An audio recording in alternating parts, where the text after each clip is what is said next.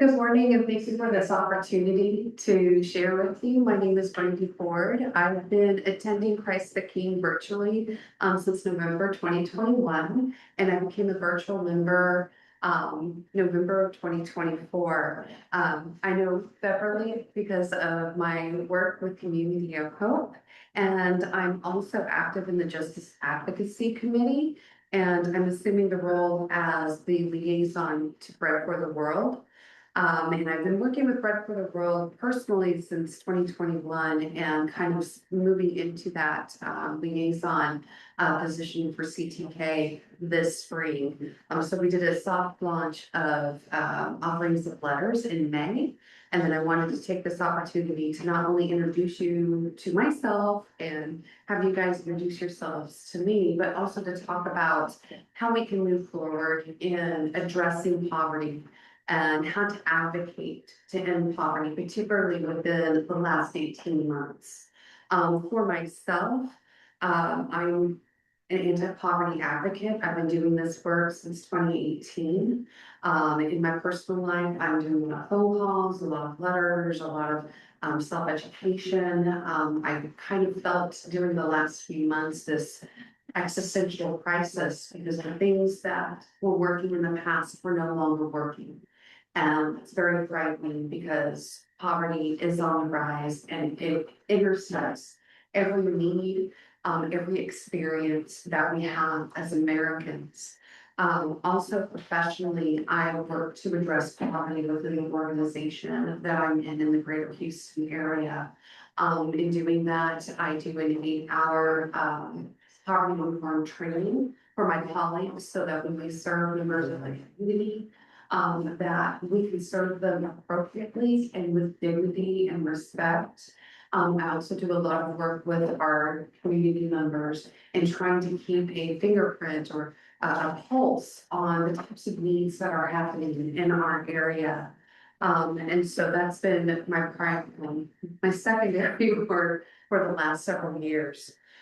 So I was attending a Bread for the World meeting in early May, and one of the former presidents, David Beckmann, came on and did an update. And he talked about a book that was going to be released on May 28th, and it's called Poverty Abolitionists, Faith, Activism, and Hope in Difficult Times. And this was very timely because he shared 5 insights on where we're at with poverty now and where we're going, and 10 strategies on how to address it. And what I really liked about the strategies is that it not only was applicable to poverty activism, but it also could be applicable to things like climate justice, racial justice, increasing voting in civil rights. So I felt like even though it was using the topic of being poverty informed and trying to address poverty in our communities, America, and beyond, that it also had strategies that we could apply to where we feel God is calling us. Because I believe part of our faith and part of our experience in faith is a form of advocacy in one way or another. So I felt very called to share this with you. Because I know that we do a lot of advocacy work here at CTK, whether that's for racial justice, LGBTQ, raising voter awareness, or even climate justice. So I thought this would be something that would be meaningful to you all as well. So I have a script because I'm really nervous. It's easier when I'm doing my day-to-day stuff because I know my students, and I know the community I work with, but I'm like, oh, I feel like I'm at a conference or something. So I'm a little nervous. So I've opted for the script. You're doing great. Okay, thank you. And also as a disclaimer, I am hard of hearing when I wear hearing aids. So if you do have questions or you want to provide additional information and I'm not cluing you in, it's okay to yell at me. And it's okay to do so in kindness. And if I have to ask you to repeat, I also, We got it. Also have the closed captions up there, so if I'm pulling a little challenge, I can go, hey, hold on a second, repeat that. So we can do that as well. So without further ado, let's go ahead and get started. So in David Beckmann's book, Poverty Abolitionists, he shares a framework for thinking about poverty that begins with 5 key insights and concludes with 10 strategies for action. Our insights include poverty is a solvable problem, the dynamism of people struggling to escape poverty, the suffering and harm that poverty causes, the US government and faith-based activists, and a huge setback and hope for the future. With regard to the strategies, we see that legislative advocacy is still working. It may be slow, it may be complicated, but we're in for the long game and we have to sustain our advocacy. Elections shape the future, defending democracy, struggles for justice, charity and business, defaming the internet. That chapter scared me. I just want to put that out there. When we get to that chapter, some of this, I'm not a content expert, but I will do my best because it blew my mind as far as how the internet, I knew about algorithms and whatnot, but how the internet is really intercepting absolutely everything that we're doing and having such a profound influence on everything that we're doing. Reaching across the divide, love and justice churches.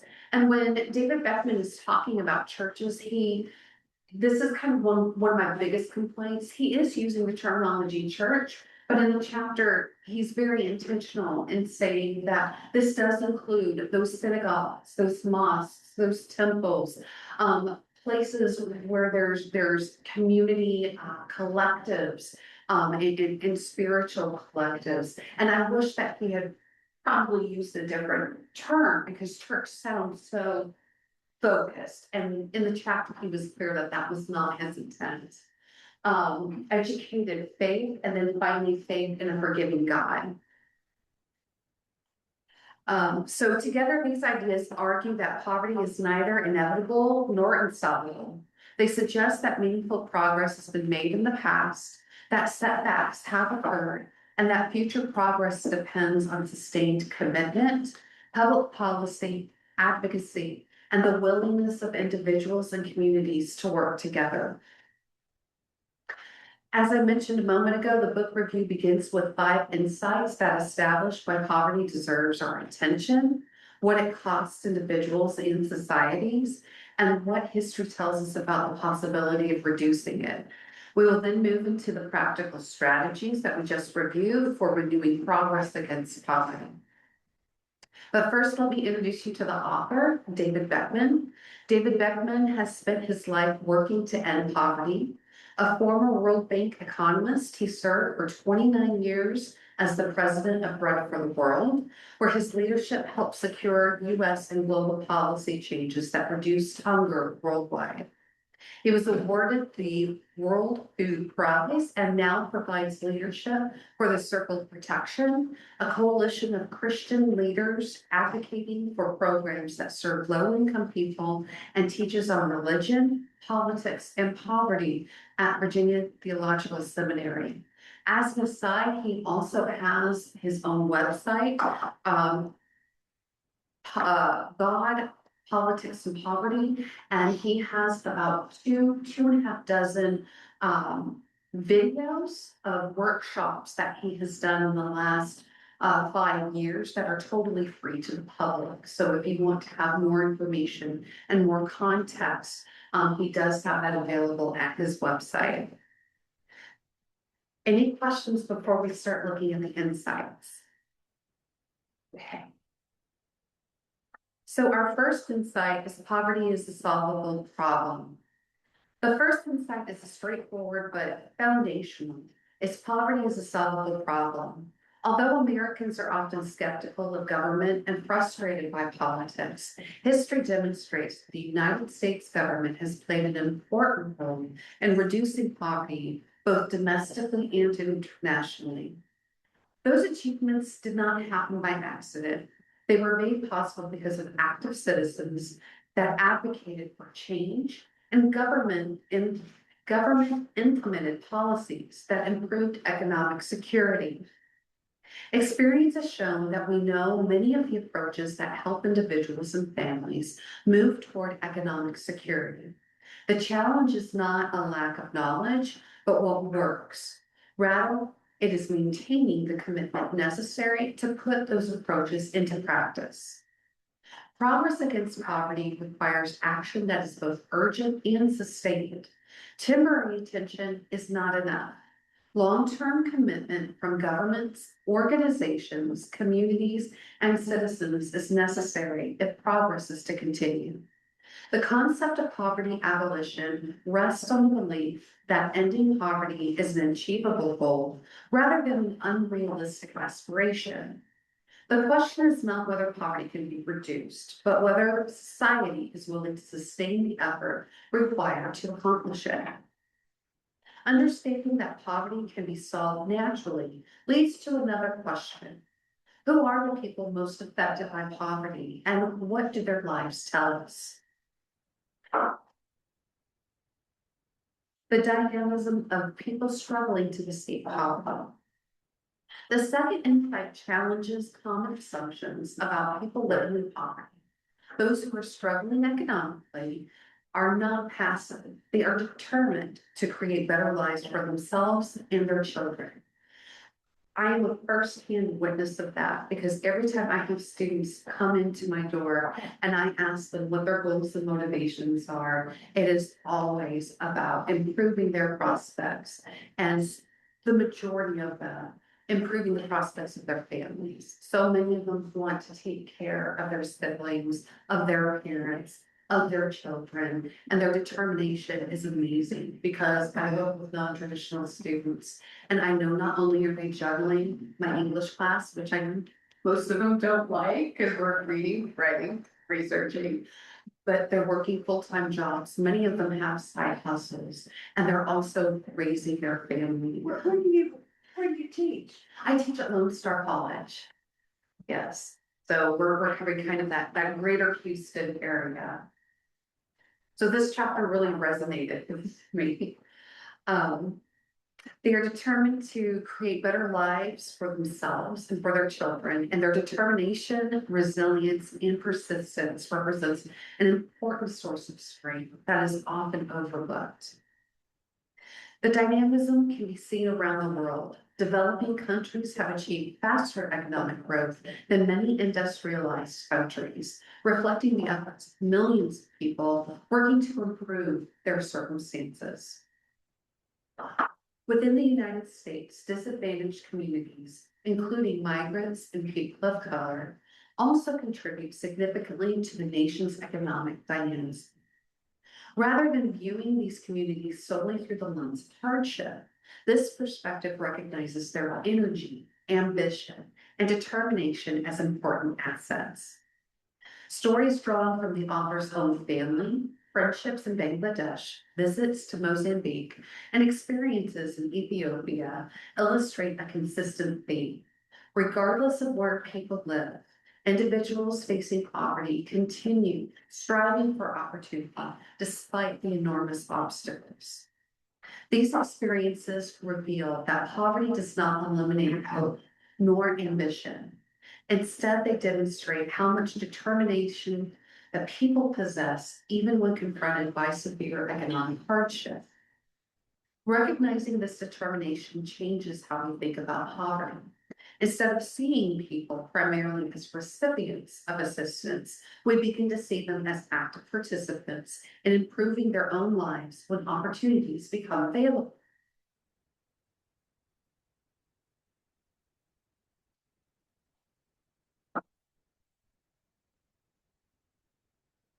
While resilience is inspiring, determination alone cannot overcome every obstacle. The third insight examines the profound costs that poverty imposes on individuals, families, and communities. Insight 3, the suffering and harm that poverty causes. The third insight that poverty causes tremendous suffering and harm. In the United States, poverty is not merely an economic condition.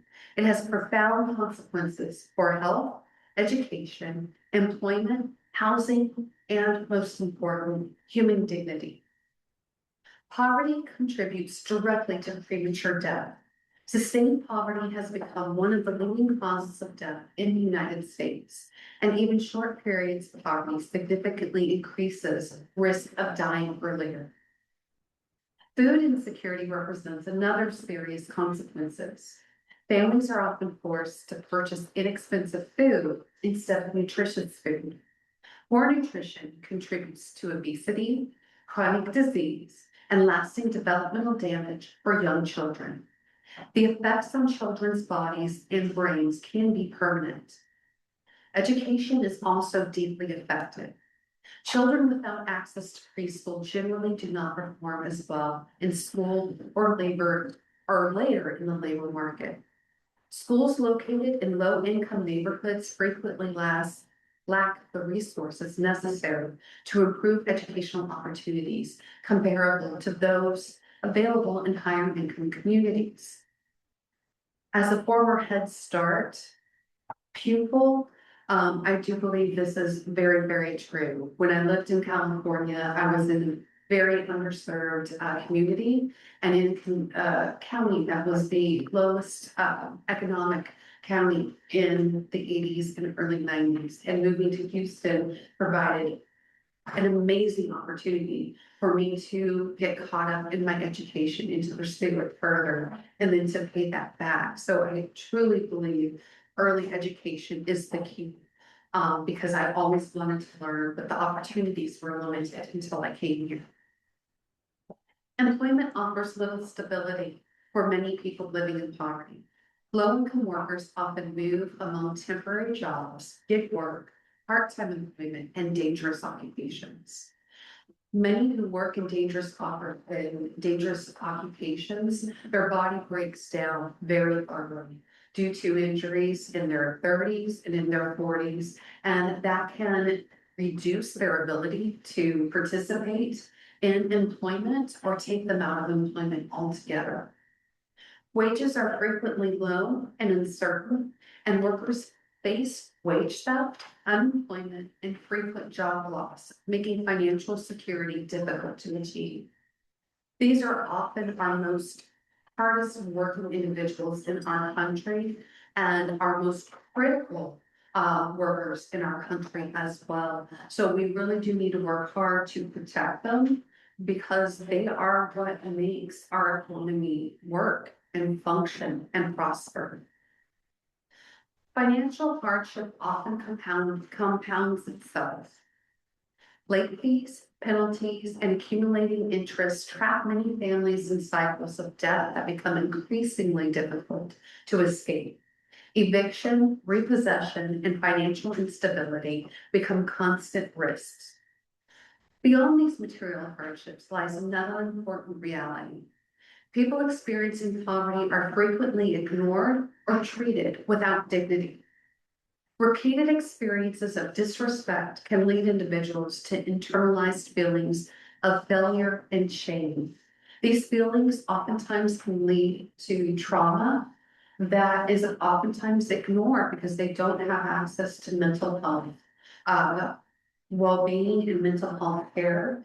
And when we don't deal with our trauma, it becomes a seed that self-sabotages as well as impacts our relationships with others and the way that we see ourselves. The constant stress associated with poverty also reduces mental energy and weakens problem-solving ability. The stress contributes to anger, addiction, violence, and other forms of mental illness. Children often experience trauma resulting from these conditions, creating lasting effects on their development. Taken together, these assaults on health, opportunity, dignity, and well-being create profound suffering and often shorten lives. The same hardships appear globally, often in even more severe forms. An increasing share of people experience extreme poverty, and they live in fragile states affected by conflict and instability. According to the United Nations estimates, thousands of children continue to die every day from preventable poverty-related causes. In the book, he noted that data as of last year was 14,000 children a year, and that's a global figure. The number of children who die because of poverty greatly exceeds those who die in natural disasters. People living in extreme poverty also experience abuse from those in power and face tremendous moral and emotional strain. Yet even amid these hardships, many continue to hope for better futures for their children. This reoccurring hope reinforces the earlier insight that even in the face of extraordinary suffering, people continue to strive for opportunity and a better life. The first three insights establish that poverty is solvable, that people experiencing poverty possess remarkable determination, and that poverty imposes extraordinary human costs. The next two insights examine how government, faith-based advocacy, and public policy have contributed to progress against poverty, and why current policy choices represent both significant challenges and opportunities for the future. As we've seen, poverty is a solvable problem. People struggling with poverty demonstrate remarkable determination, and the consequences of poverty are both widespread and deeply harmful.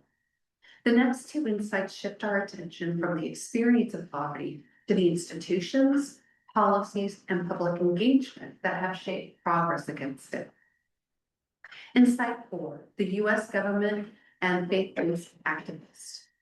The fourth insight is that the U.S. government and faith-grounded activists have played important roles in reducing poverty over recent decades.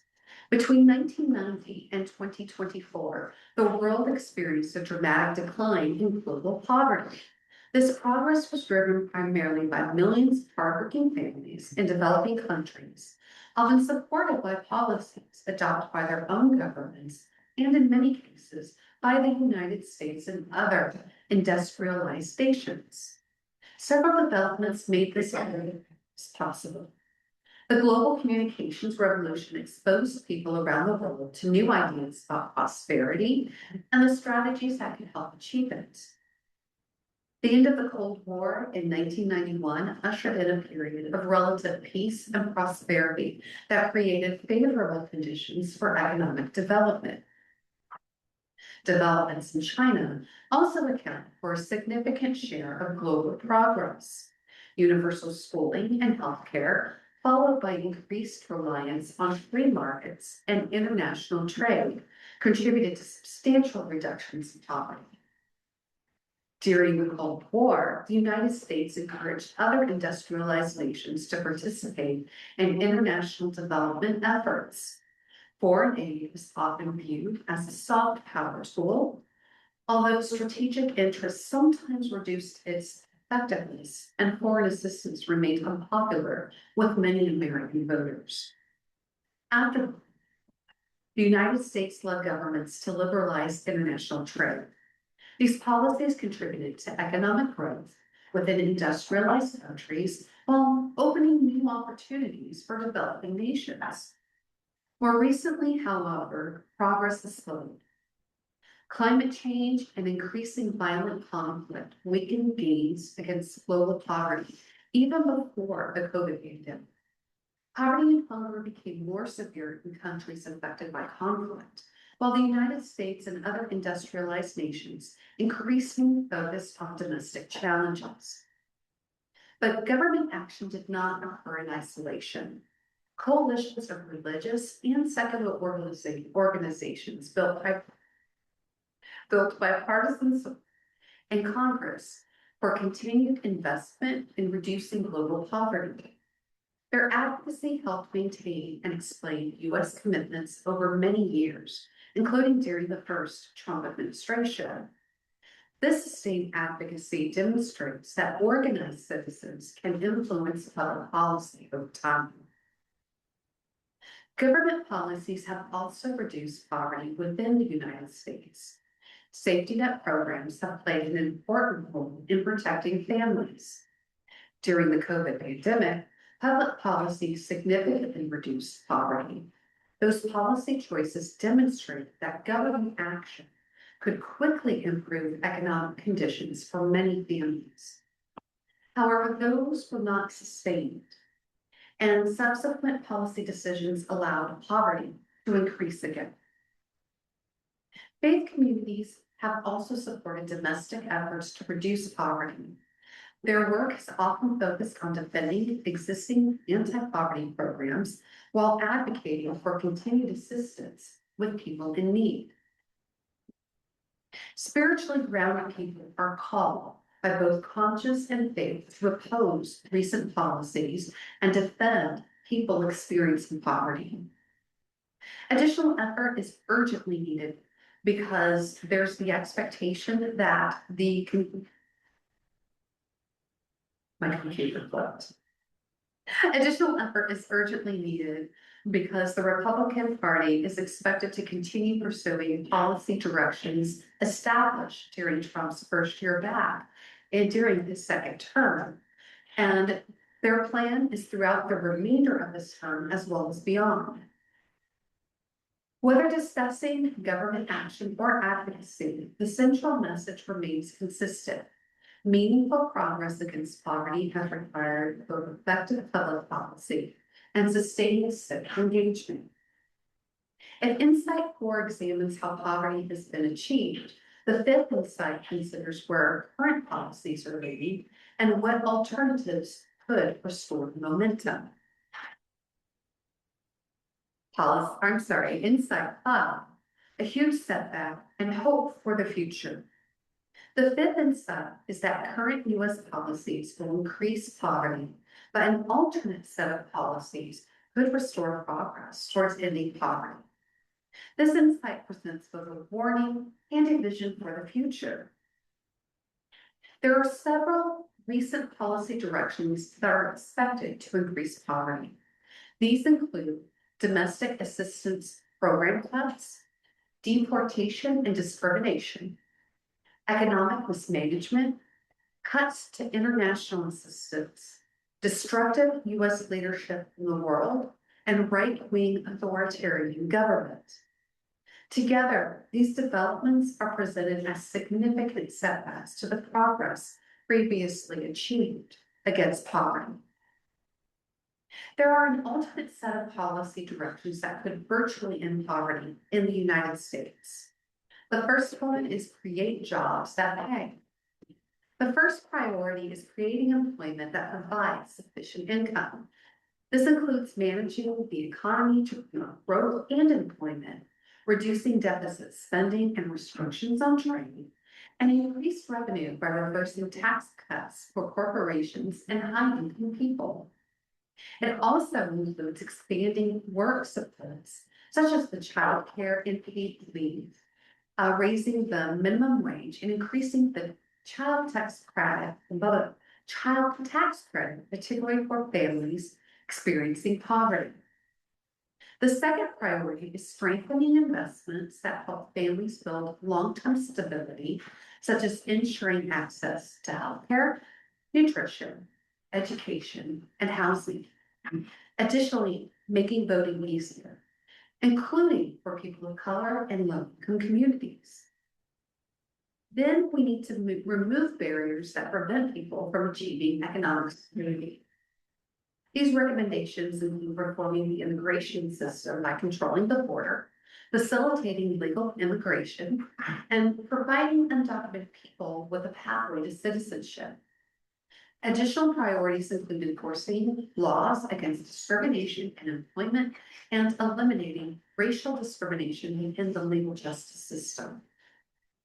These recommendations beyond the United States should provide leadership for international systems that reduce poverty. And these include practicing democracy while promoting it worldwide through support or free societies, the rule of law, and voting rights. The recommendations also include promoting peace and security by supporting peace processes in fragile states and addressing the root cause of forced migration.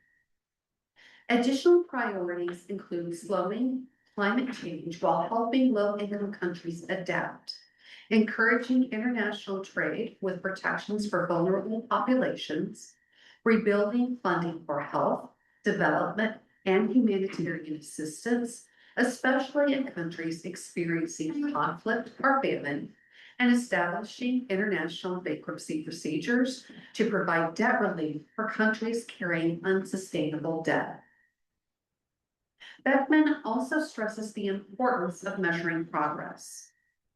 He argues that recent weakening of data collection and analysis on social and environmental issues makes careful tracking even more important. Understanding what is happening among people living in poverty is presented as essential for evaluating whether policies are succeeding. This book includes the 5 insights by connecting poverty reduction to broader societal goals. Declining poverty contributes to prosperity because higher incomes among people experiencing poverty benefit society as a whole.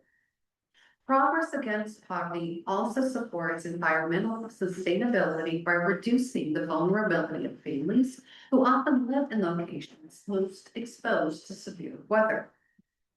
Reducing poverty contributes to peace by lowering the risk of violent conflict.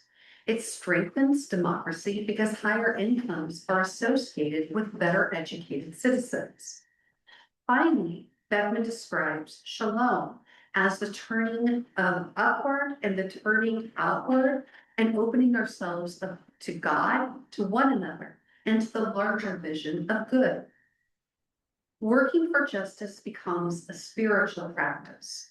Progress against poverty becomes not only beneficial for society, but also is good for our souls. The 5 insights establish the foundation for the remainder of this book review.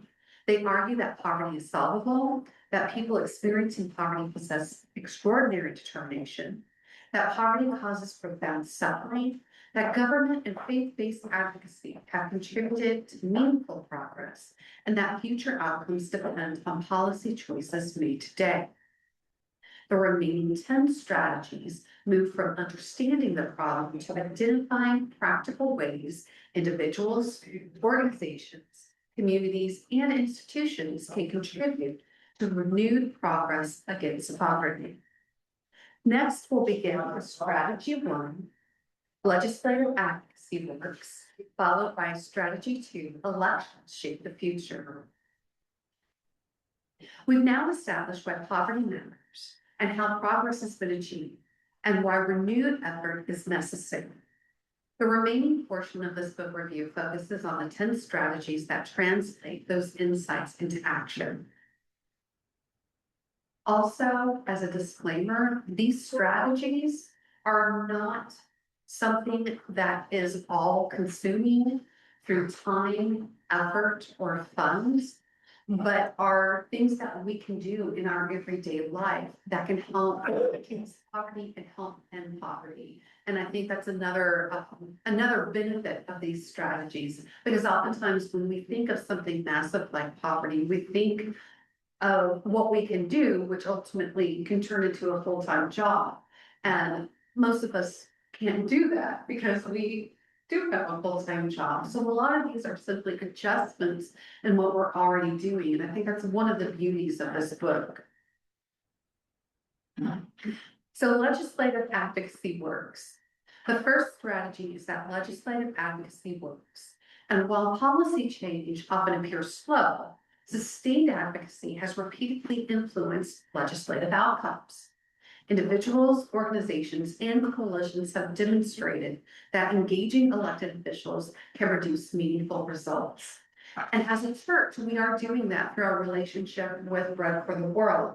We have our offerings of letters, and I'm starting to include the Bread for the World calls to action in our advocacy newsletters. So you'll see that from time to time. We've had one recently about encouraging our members of Congress to support the Farm Bill and to also include strengthening SNAP.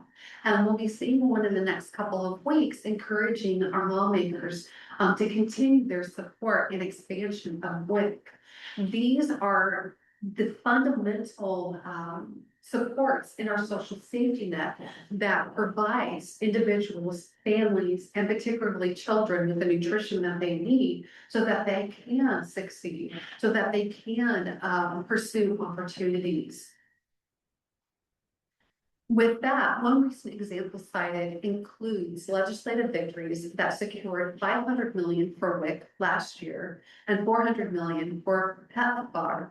PEPFAR is the international policy that addresses AIDS and AIDS treatment, particularly in Africa and surrounding countries. These outcomes illustrate that organized advocacy can continue to make a difference, even in challenging political environments. The lesson is that policy does not simply happen on its own. It is shaped by people who constantly engage with the legislative process. Several characteristics distinguish effective advocacy. First, contacting members of Congress matters. We're doing that with our partnership through Bread for the World. Whether through in-person visits, letters, or personalized emails, communication from constituents influences elected officials. Advocacy becomes more effective when citizens make their concerns known directly. Second, it helps to belong to an advocacy organization, such as Bread for the World. Individual voices matter, but organized efforts generally have greater influence because they demonstrate broader public support and coordinate action among many participants. Relationships also matter. Successful advocates develop ongoing relationships with elected representatives rather than communicate only when legislation reaches a critical moment. Another important characteristic is bipartisanship. Because American voters are divided relatively evenly between the two major political parties, durable policy change typically requires compromise and collaboration across party lines. Legislation that enjoys bipartisan support is more likely to endure over time. Coalitions strengthen advocacy as well. Organizations working together become more influential than they would be individually. Collaboration allows diverse groups to amplify one another's voices while pursuing common goals. Perhaps more importantly, advocacy requires sustained effort. Legislation rarely moves quickly through Congress. Bills often require 1 or 2 years, sometimes longer, to become law, and implementation takes additional time.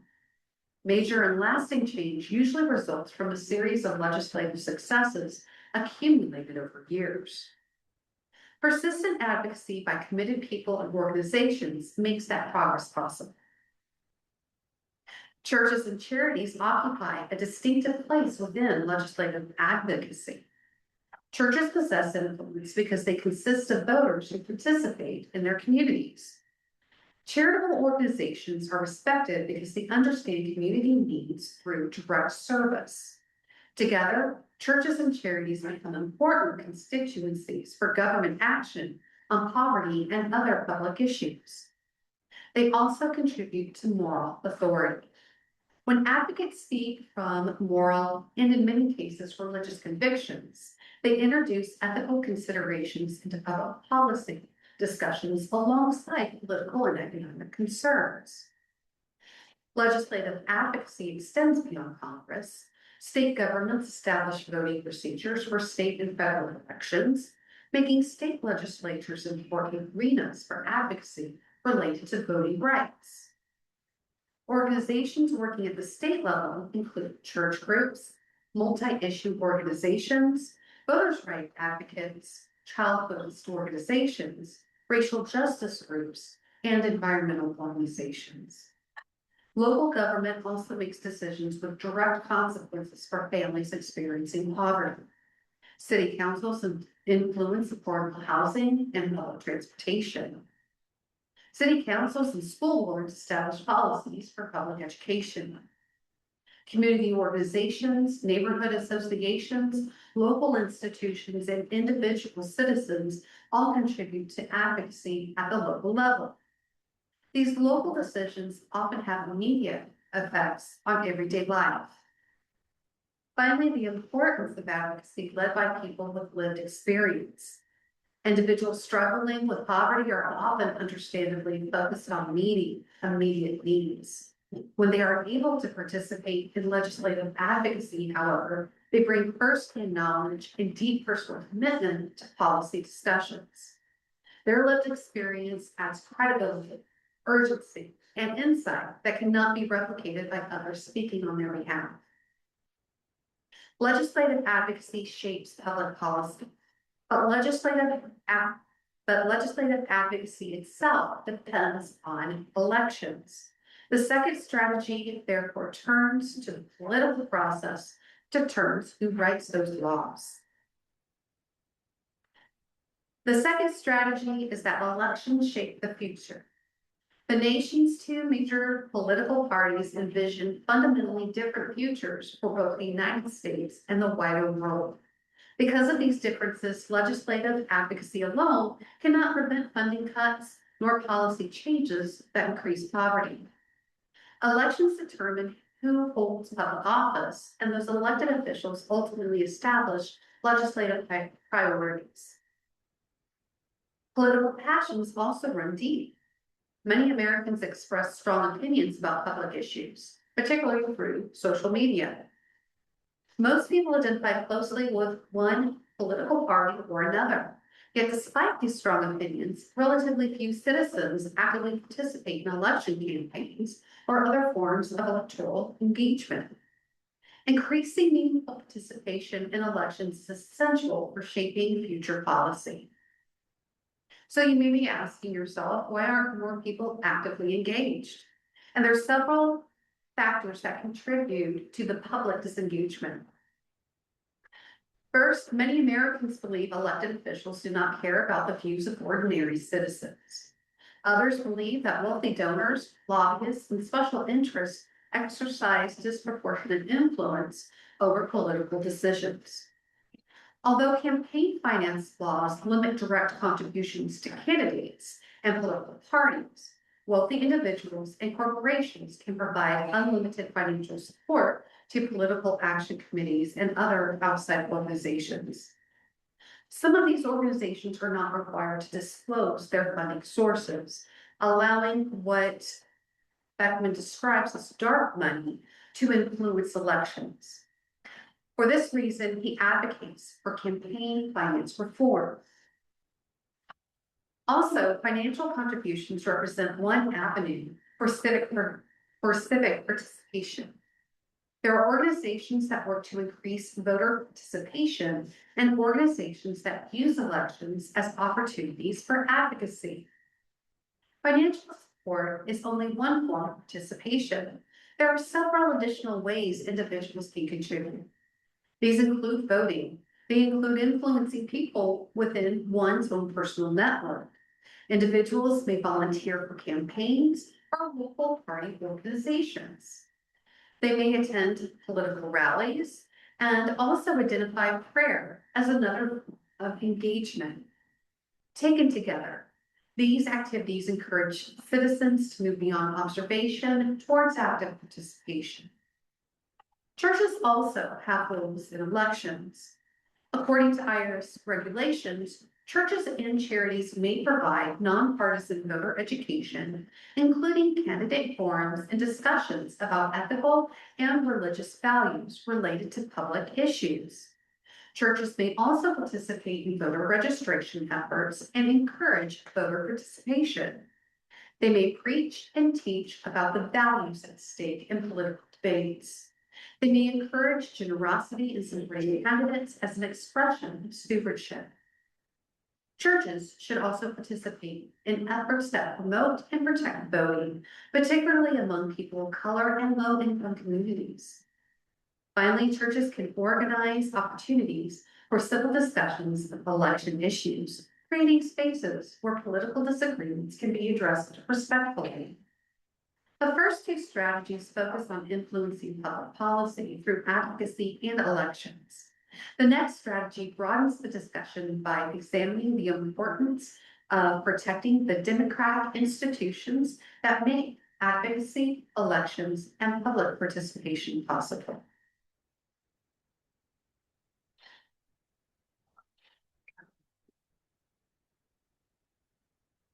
So the first two strategies emphasize influencing public policy through advocacy and elections.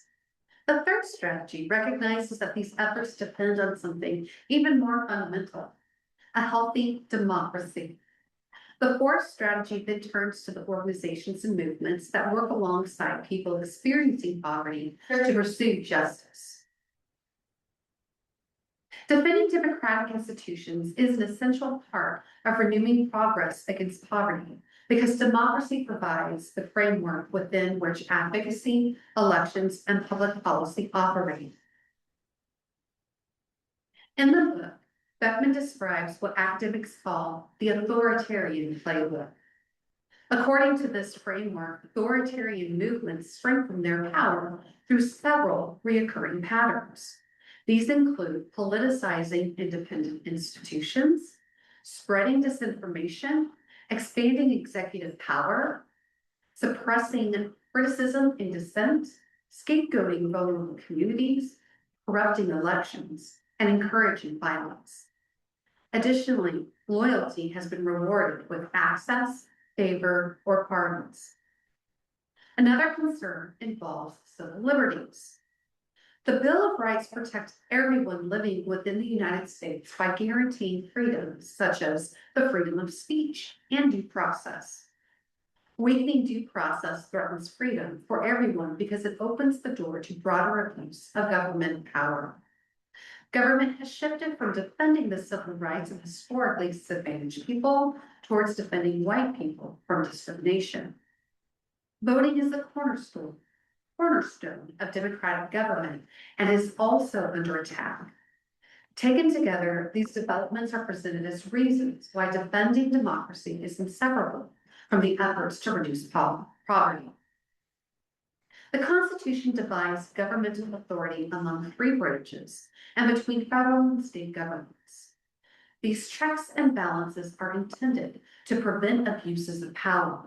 The movement towards authoritarianism requires cooperation, not only from government institutions, but also from civil society. These institutions are described as the pillars of support. Examples include faith communities, businesses, professional associations, and universities and colleges.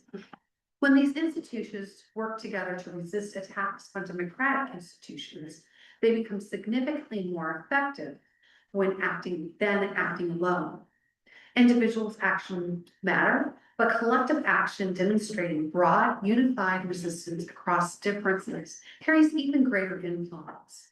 There are several approaches for defending democracy. First, democracy is strongest when people participate together.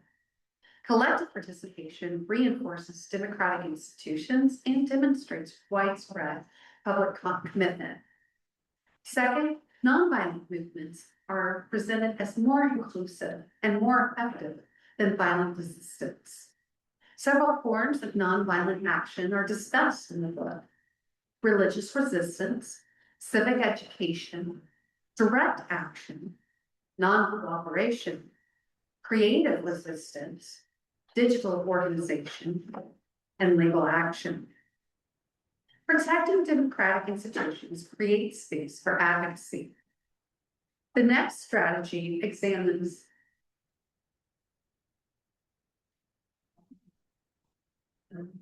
The next strategy examines organizations that work directly with marginalized communities while helping those communities organize and speak for themselves.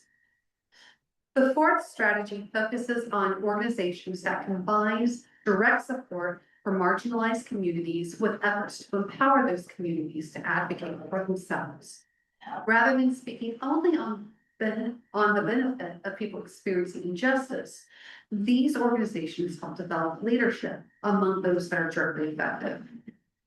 The racial and ethnic organizations include, for the Black community, the NAACP, the National Urban League, African American churches, and Black Lives Matters.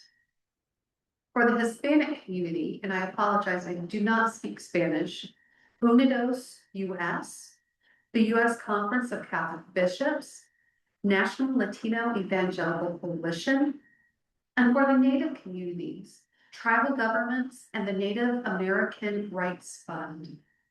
All of these are working on issues that connect to poverty and tackling poverty within the United States.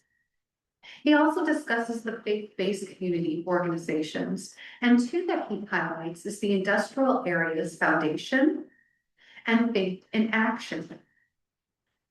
There's a campaign called the Poor People's Campaign that has been working for several decades to bring together poor and low-wage people from every racial background to support a broad range of social change agendas. He also talks about the labor unions and how labor unions represent another important component of this strategy because they build solidarity among ordinary workers and create a power base that helps build them in the workplace. Unfortunately, through state legislation, the unions are being attacked and their power is being minimized. So he encourages us that even if we don't belong to unions, that we can still support them.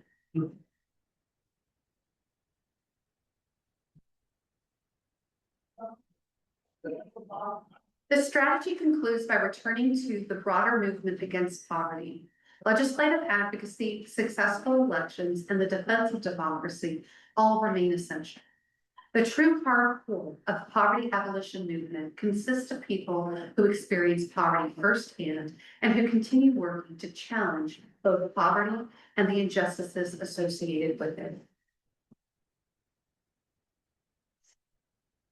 The next section shifts attention to the roles played by charities, businesses, community institutions, and the digital world.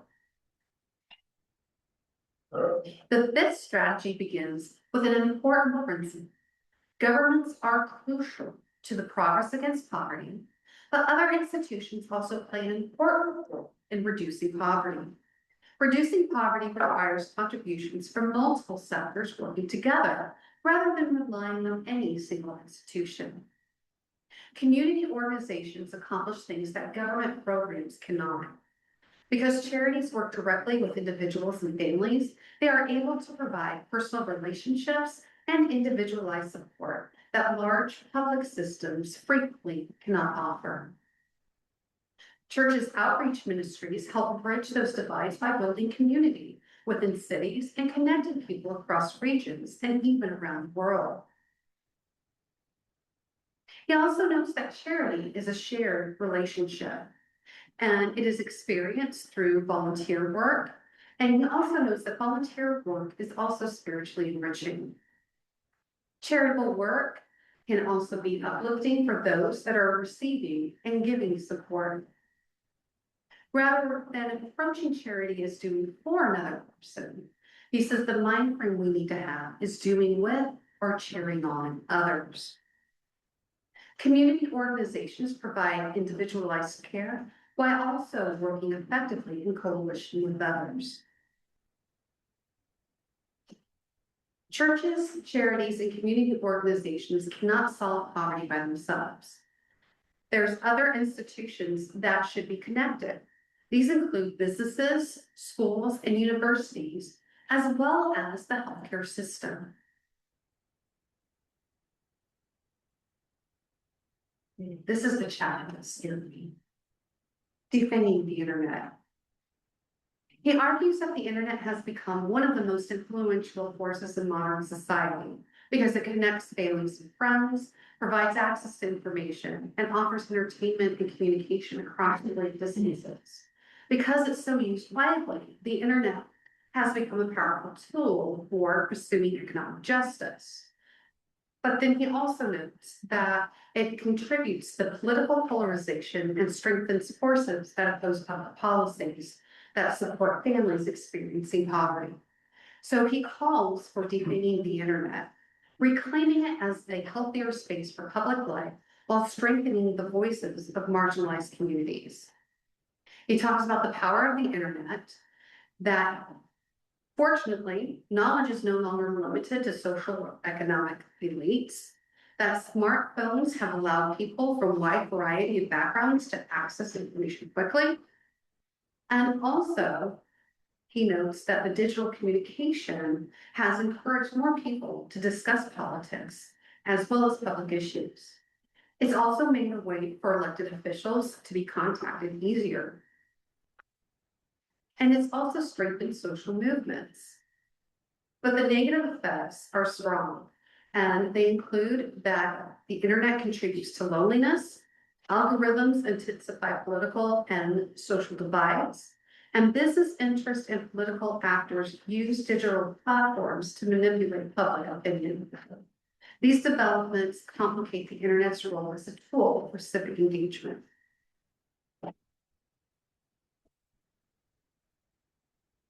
Throughout this chapter, he not only discusses how the internet is used against people, but he also talks about ways the government might be able to help. How much time do I have? We over. I'm over? Yeah. You didn't say anything. I'm gonna be really quick. Oh no, I'm over. So in this chapter, he talks about what the government can do. Going into strategy 7, he talks about reaching across the divide and how creating relationships and partnerships are important, particularly those that are bipartisan. He says that starts with the family, it grows into our friends, and then it grows into our communities and starts having a ripple effect.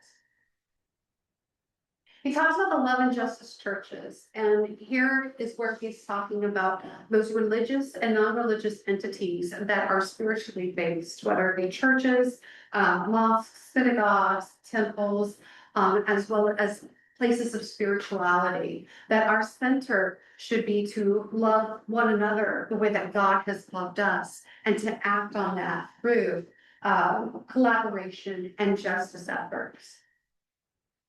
He also talks about educated faith, that we can have faith and we can have the mysteries of spirituality, but we can also know about things like data and the Big Bang and things that science has told us, as well as history has told us, and that they need to work together. And he also talked about how we have two pathways of Christianity. One is a faith in a forgiving God, and one is seeing God as the storekeeper, as the punisher. Unfortunately, I grew up with God as the punisher, and being exposed to this church has allowed me to see that faith is accepting and forgiving God. Thank you for allowing me to go over, and I really do apologize. But if you would like to start a step towards advocacy today, there is an opportunity to do an offering of letters using your smartphone and the QR code. This takes you to Bread for the World, which has a platform that allows you to input your information. It will identify who your senators and your Congress people are. It will have a pre-written message that you can also edit to represent your own convictions. And then at the bottom, it will say, is this letter part of the offerings of letters? If you choose to do that through the church, just click on that. It will send, and then the final page will be for donations. But of course, there is no need for donations if you want to do an offering of letter. We're going to try doing this about 2 times during the year, so that way that we as a church can be advocates to address poverty. Again, I'm sorry we didn't know, but thank you for sticking with me. I appreciate it. That's very helpful, very useful. Thank you. Thank you for having me. Thank you for Actually, right on time. This is 8 minutes past for some reason, so it's right on time. The last few strategies for being as a church, we do a good job of that. So if anything kind of been done, so was absolutely. Thank you, Brandi. Good morning.